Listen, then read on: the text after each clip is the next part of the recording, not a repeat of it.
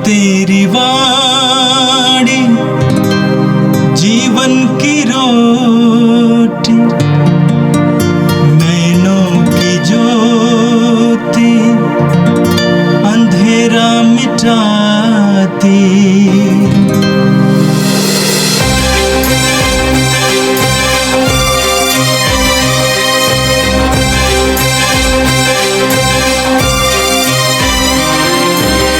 प्रभु तेरी वाणी जीवन की रोटी, नैनों की ज्योति अंधेरा मिटाती। प्रभु तेरी वाणी जीवन की रोटी, नैनों की ज्योति अंधेरा मिटाती। वाणी वाणी वाणी वाणी वाणी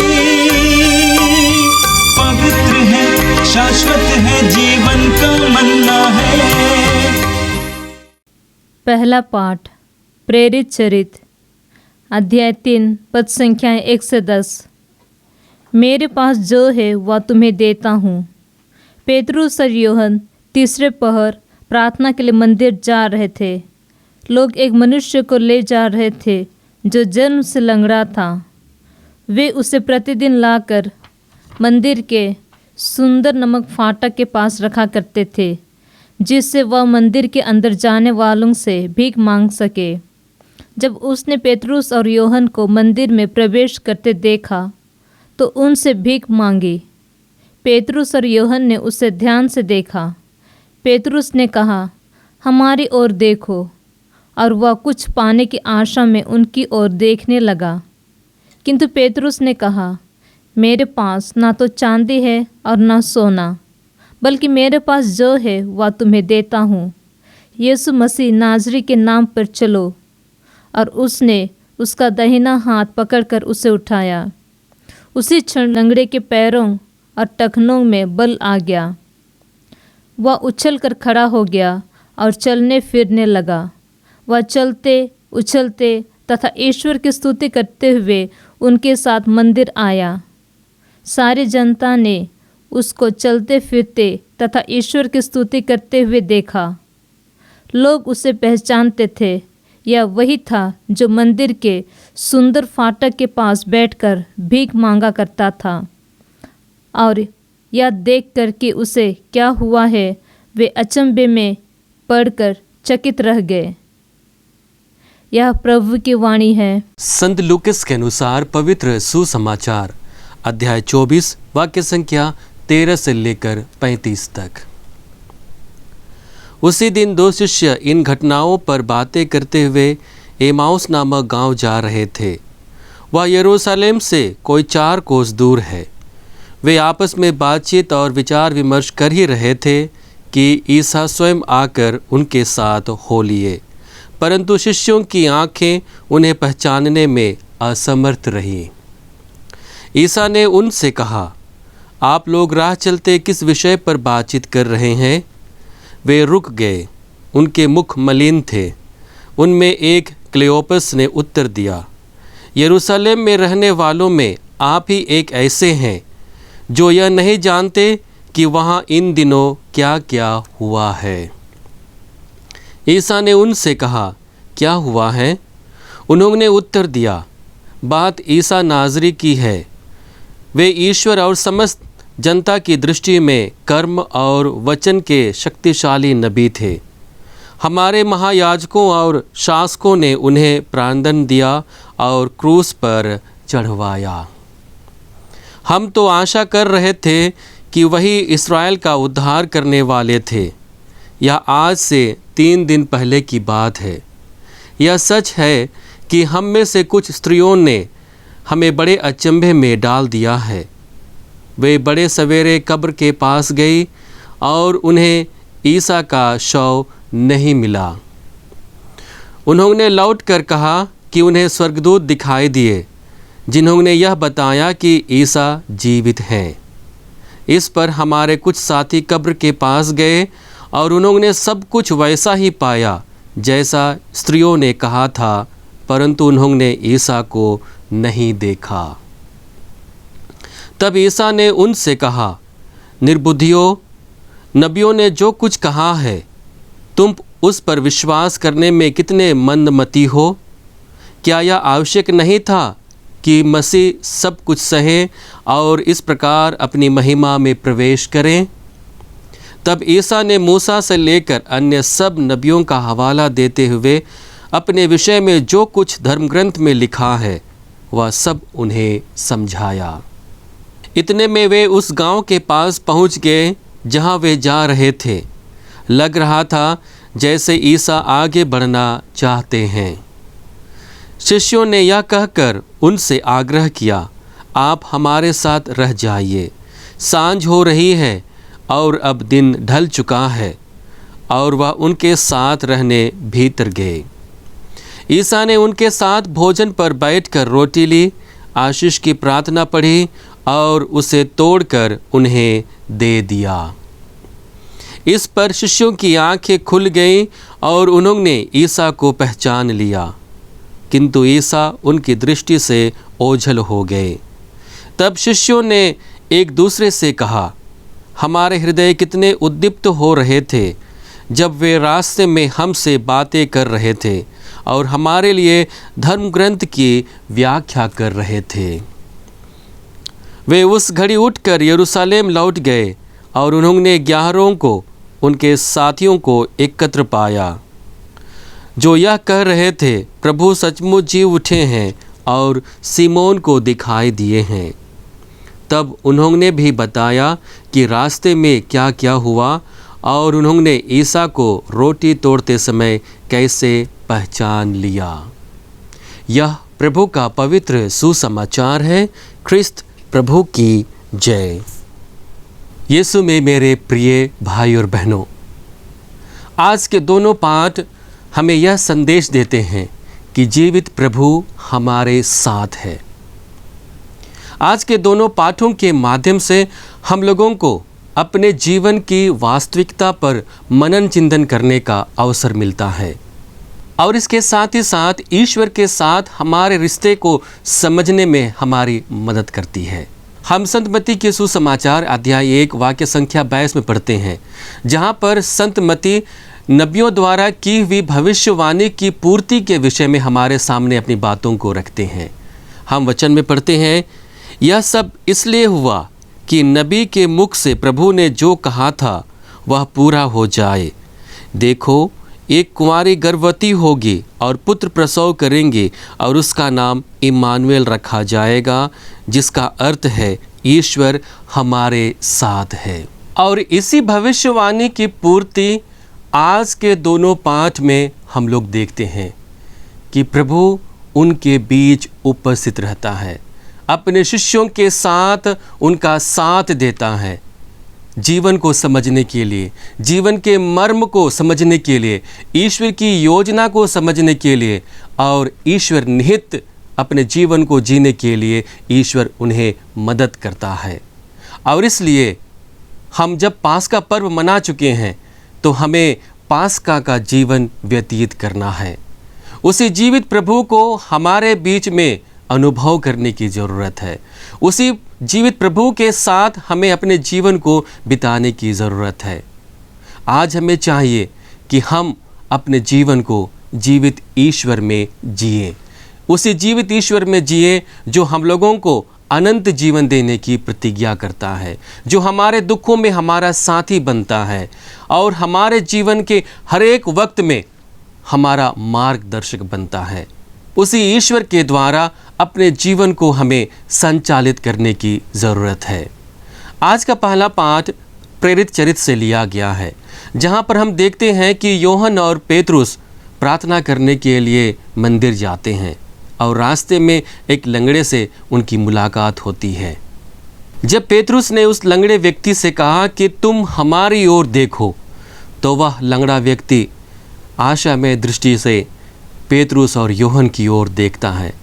कुछ पाने की आशा से, कुछ पाने की अभिलाषा से वह देखता है। लेकिन पेतरुस उनसे कहता है, मेरे पास ना तो चांदी है और ना सोना, बल्कि मेरे पास जो है वही तुम्हें देता हूँ। ईसा मसीह नाज़री के नाम पर चलो। और उसने उसका दाहिना हाथ पकड़कर उसे उठाया। उसी क्षण लंगड़े के पैर और टखनों में बल आ गया। यह वही पेतरुस है जिसने अपने प्रभु से कहा था, प्रभु हम किसके पास जाएं? तेरे ही वचनों में अनंत जीवन का संदेश है। अपने प्रभु में उसे अनंत जीवन का मार्ग मिलता है। यह वही पेतरुस था जिसने मौत को देखकर प्रभु को 3 बार अस्वीकार किया। लेकिन हम देखते हैं कि पेतरुस अपने जीवन के उतार चढ़ाव में अब वह सीख गया है कि प्रभु के लिए उनके जीवन में क्या महत्व है। यदि वह प्रभु को अपने जीवन में लेकर आता है तो प्रभु के द्वारा उसे बल मिलता है, प्रभु के द्वारा उसे सामर्थ्य मिलता है, और इसलिए वह उसी विश्वास को प्रभु में प्रकट करता है। उस चंगाई की कामना करता है जिस चंगाई को प्रभु ने जीवित रहते हुए अपने लोगों के बीच किया था, शिष्यों के सामने बहुतों को चंगाई प्रदान करके किया था। आज पेतरुस अपने उसी विश्वास को चंगाई देकर प्रकट करते हैं। आज उसी विश्वास को पेतरुस अपने जीवन में जीते हैं। अपने जीवन के द्वारा उसी विश्वास को साक्ष्य देते हैं, और इसलिए वह लंगड़े को हाथ देकर उठाते हैं और प्रभु के नाम पर उसे चंगाई देते हैं। विश्वास के द्वारा उनके बीच में चमत्कार होता है और वह लंगड़ा व्यक्ति उठकर खड़ा हो जाता है और प्रभु की महिमा गाते हुए मंदिर में चला जाता है। यीशु में मेरे प्रिय भाई और बहनों, यदि हम सचमुच में पास्का का आनंद मना रहे हैं तो हमारे लिए सबसे बड़ी चुनौती है प्रभु में विश्वास को जीना। जिस विश्वास को संत पेतरुस ने अपने जीवन में जिया, अपने जीवन के द्वारा उनका साक्ष्य दिया, आज उसी विश्वास के प्रति ईमानदार रहते हुए हमें अपने जीवन में जीने की ज़रूरत है। उसी विश्वास को अपने भाई बहनों के सामने हमें साक्ष्य देने की ज़रूरत है। आज का सुसमाचार संत लूकस के सुसमाचार से लिया गया है, जहां हम एमाउस की घटना के बारे में पढ़ते हैं। एमाउस की घटना हमारे जीवन को दर्शाती है। हम दिन प्रतिदिन के जीवन में एमाउस की ओर यात्रा करते हैं और क्रिस्तीय जीवन इसी का प्रतीक है, जहां पर प्रभु हमारे साथ होते हैं। हमें आवश्यकता है प्रभु को पहचानने के लिए, हमें आवश्यकता है कि हम प्रभु के वचन को सुन पाएं और उसी सामर्थ्य को अपने जीवन में अनुभव कर पाएं। एमाउस की घटना हमें याद दिलाती है कि क्रिस्तीय जीवन सूर्योदय की ओर यात्रा करने वाली जीवन है, जो हम लगातार अपने जीवन में करते रहते हैं। हम देखते हैं कि 2 शिष्य लोग एमाउस की ओर जा रहे थे। शिष्य लोग पश्चिम दिशा की ओर यात्रा कर रहे थे और इसलिए वे लोग यीशु को पहचानने में असमर्थ थे, क्योंकि सूर्यास्त हो रही थी। यह हमारे जीवन की उस घटना को दर्शाता है जहाँ पर हम अपने दुख, तकलीफ़, पीड़ा, दर्द और संकटों से अपने जीवन को आगे बढ़ाते हैं। वह हमारी यात्रा सूर्यास्त की ओर यात्रा करने के समान है, जहाँ पर प्रभु हमारे साथ होते हैं, जो हमको सूर्योदय की तरफ वापस लेकर आते हैं, जो उजाले का प्रतीक है और वह उजाला जीवन है। हमारी यात्रा अंधेरी की ओर नहीं बल्कि उजाले की ओर होना चाहिए, जो जीवन का प्रतीक है। और इसी जीवन को जीने के लिए प्रभु हमेशा हमारा साथ देते हैं। एमाउस यात्रा की दूसरी महत्वपूर्ण बिंदु है, प्रभु यीशु हमें जीवन का मर्म समझाते हैं।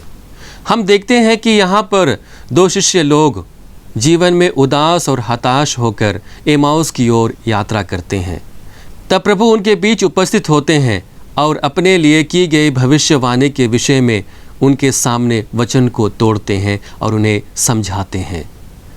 जब बाद में उन्हें पता चलता है कि वह स्वयं प्रभु था, जिन्होंने नबियों के सारे लेखों के द्वारा अपने बारे में उन्हें समझाया है, तब वे लोग कहते हैं, हमारे हृदय कितने उद्दीप्त हो रहे थे जब वे रास्ते में हमसे बातें कर रहे थे और हमारे लिए धर्म ग्रंथ की व्याख्या कर रहे थे।